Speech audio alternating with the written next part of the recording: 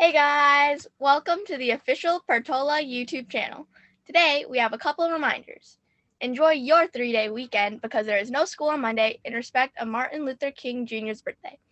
Also, don't forget to join our college shirt competition. Every Tuesday, wear your college shirt and earn points for your advisory class. The class with the most points wins a virtual magic show. The quote of the week is, "Darkness cannot drive out darkness, only light can do that. Hate cannot drive out hate, only love can do that," by Martin Luther King Jr. I'm Angelina, and today we have a special interview with Miss Dixon. Hey, everybody.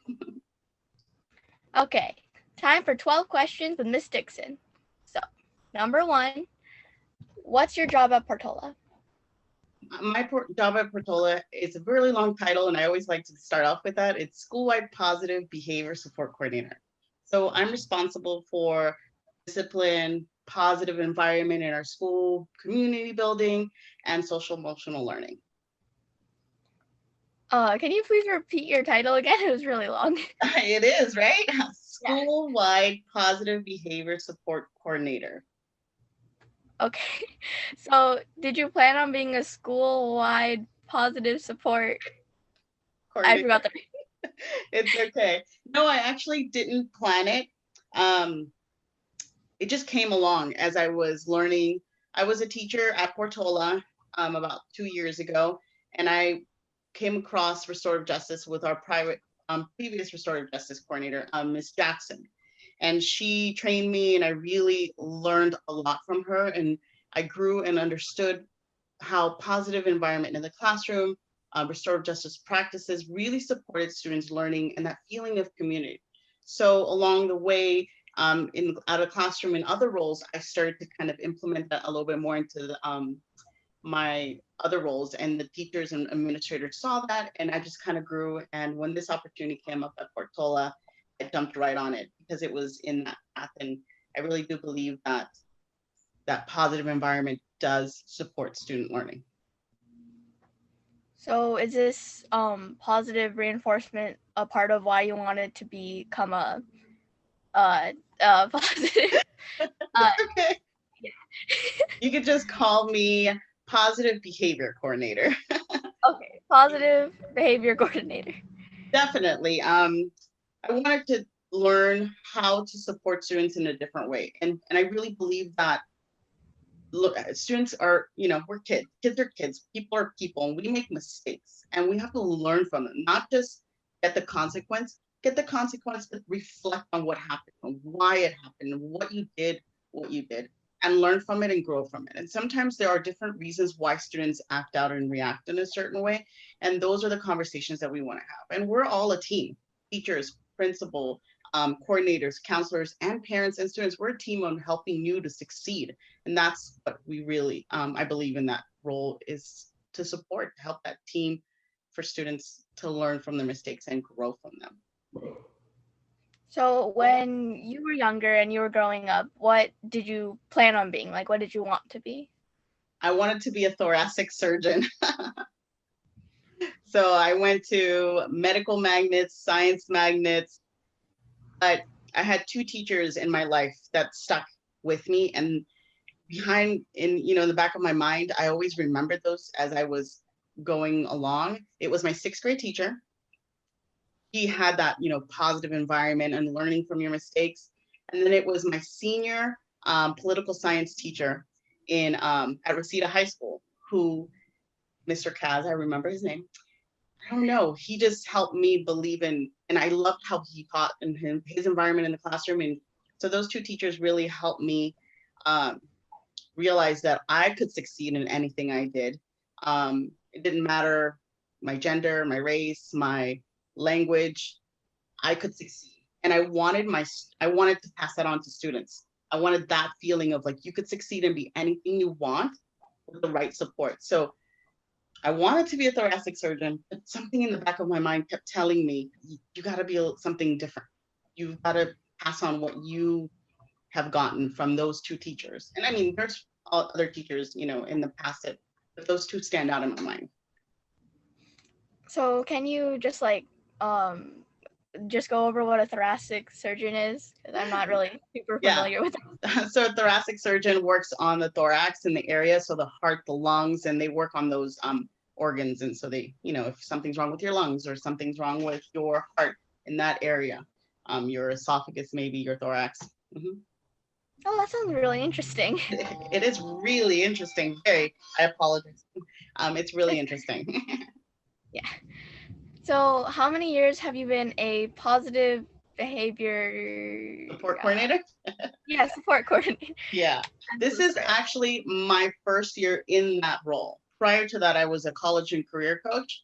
And that position does give you a lot of different abilities to, do different things. So as a middle school, college and career coach, I did some of the practices of the coordinator.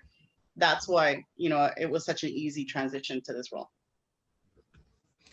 So this is your first year as in this position, but how has your job at Portola changed since in-person school closure? Oh, wow. So when I was at Portola, I was a teacher for 6th grade in the academy. And then I left and we went to distance learning. So it's changed a lot. I don't get to supervise at lunch and nutrition and interact more with kids and build those relationships. And I miss that. I miss being able to say hi to kids and smile and to also notice that kid, who doesn't have a group and I could just go chat with them and talk with them and get to know them. I miss those interactions. And so I try really hard by doing community building circles after school, during office hours, going into advisories to try to make those connections because I want kids to feel supported. I want them to know that there is someone there to support them and help them. And I miss that. I feel like the kids are like, who are you? Or I don't have time because we're in distance learning. And I think that everyone is dealing with that same feeling of not connecting as much. And we're trying really hard to connect with kids. So please, know that we're trying, and also please reach out to us. We want to be there to support you.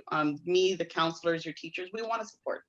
So I think that's how it's changed for everybody.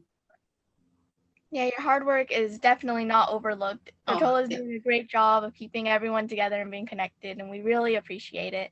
Thank you. I will add that one of the things that I felt like at the beginning of the semester when we went on distance learning, I was doing a lot of private investigation and informational technology. So I had to learn a lot of, technology with Zoom and Schoology, a lot more. So that has been a new layer and it's been fun and challenging, but it's good. So have you had any other jobs before, like stuff here at Portola? Yeah. Like I said, I was a middle school, college, and career coach.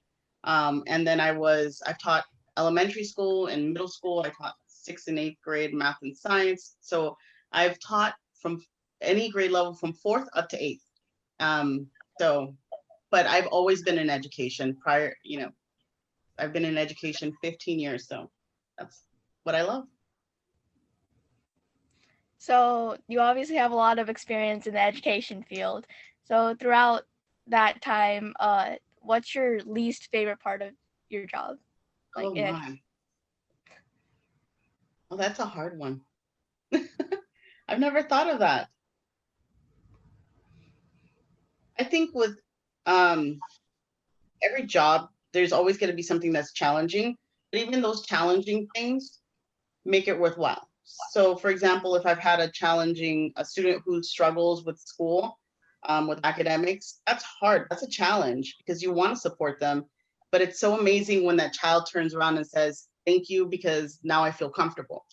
I think everybody struggles with the amount of work sometimes when it comes to grading and wanting to get it fast to feedback and results, but then, having a life, having children, having other responsibilities. So balancing everything, I think that's going to be, balancing everything has been the biggest challenge I've had in working. Yeah. On the flip side of that, what's your favorite part of the job? My favorite part of the job is getting just little notes from students saying thank you.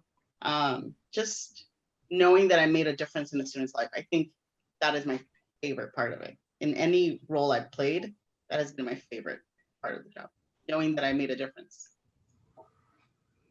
Okay, so that's enough of the serious questions. Now let's get into our quirky questions. Yay! First one, we had kind of like a debate on, not debate, but like voting on this with the teachers. Okay. Are hot dogs considered sandwiches, in your opinion? Oh my goodness. I think the way my husband makes them, yes, but I don't think so. I think they're different. I don't think they're sandwiches. Okay. So I think not sandwiches is winning right now. Yeah. But I'm not sure. I'm pretty Yeah, sure. I agree. See, people agree with me. Yeah.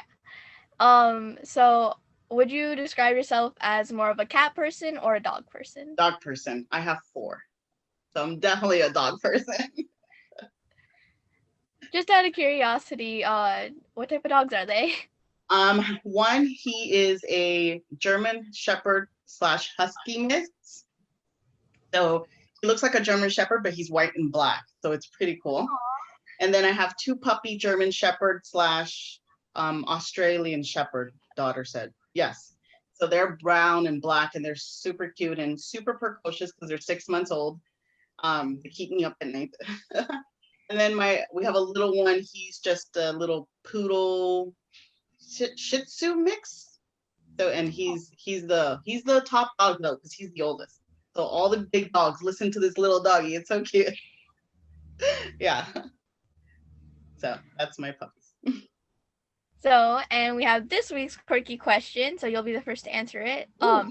What is your favorite school break? Like summer, winter? I'm gonna go with they just have so many good reasons. Oh, it's so hard. Winter is great because it's in the middle and you get a break and then refresh and go back. But summer you can swim. So and go to the beach. So I'm gonna go with summer. Summer. Okay. Yeah, summer is pretty great. Yeah. So any last final comments that you want to say? Not really. I guess I just want to say you guys are doing so well dealing with this distance learning. I'm impressed. I know that it's been a struggle for some, and I want you to reach out to teachers and your counselors and me. You know, we have the help desk, but keep going. You know, things that are challenging, when we get through it, we can look back and be like, wow, I made it through that. I clawed my way through it, but I made it through it. So don't give up. Even though it may seem difficult right now, we're going to look back on it in years and say, oh, I went through that and I survived and I struggled, but I looked for that support system to help me get through it. So definitely use your teachers, your counselors, me, your family, your parents, your adults at home, your friends at school to build a support system to get through all this. Yeah, that's all I want to say. We can do it together. That's very well said. So for any questions, comments, or concerns, leave that in the comment section down below. Also leave in the comment section down below your answers to this week's quirky question, which as stated before is, what is your favorite school break? That's it all for this week. Thank you, Ms. Dixon, for joining us. Bye. Bye, thanks.